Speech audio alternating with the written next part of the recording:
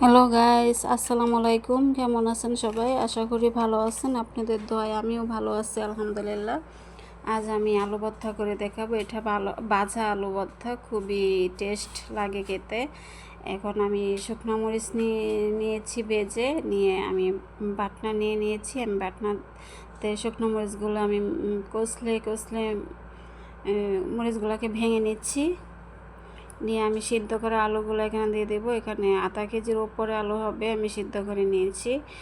নিয়ে আমি আলুগুলোকে বেটে নেব বাটনা দিয়ে। এই যে দেখুন, আলুগুলোকে আমি ভেঙে নিচ্ছি আর শুকনো মরিচটার সাথে আমি আলুগুলোকে মিশিয়ে নিচ্ছি বাটনা দিয়ে বেটে। আর এই আলু ভর্তাটা খেতে অসাধারণ লাগে, মানে আলু ভর্তা দিয়ে প্লেটের ভাত শেষ হয়ে যাবে, এতটা মজা হয়। আপনারা না খেলে বুঝতে পারবেন না, আপনারা যদি বানিয়ে খান তাহলে বুঝতে পারবেন। আমার আলু ভর্তা হয়ে গেছে। এখন আমি ভাজতে চলে আসলাম। আমি একটা কড়াই বসিয়ে দিয়েছি, দিয়ে আমি ওই কাঁচামরিচ কুচি দিয়ে দিচ্ছি পেঁয়াজ কুচি। আর এটা ডিম ভাজার কড়াই ছিল, তেল ছিল, আমি ওই তেলেই আমি দিয়ে দিয়েছি। আর দিয়ে দিচ্ছি লবণ স্বাদ মতো। আমি লবণটা বুঝে দিয়েছি, কারণ আলু সিদ্ধর মধ্যে আমি লবণ দিয়েছিলাম। দিয়ে আমি পেঁয়াজটাকে এখন ভেজে নেব। আমি পেঁয়াজটাকে লাল লাল করে ভেজে নেব। আর এখন আমি দিয়ে দিয়েছি সরষের তেল।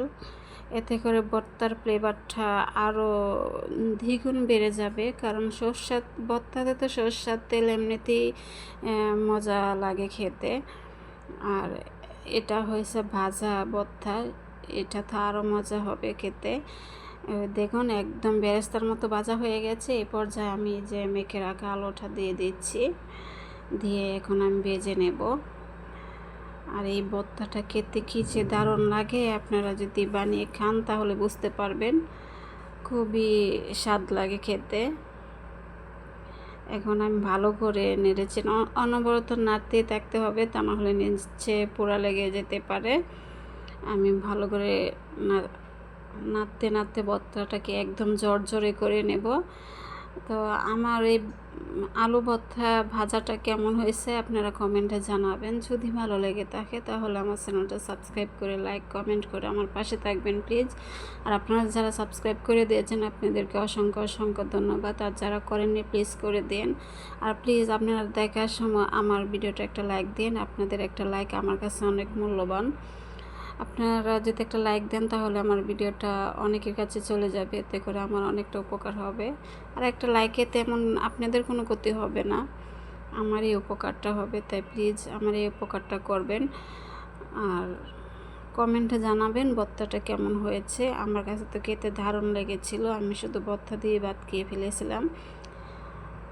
আর দেখুন, ভাজতে ভাজতে একদম ভাজা ভাজা হয়ে গেছে, একদম মানে পানি পানি নেই, ঝরঝরে হয়ে গেছে, আরও ঝরঝরে হবে।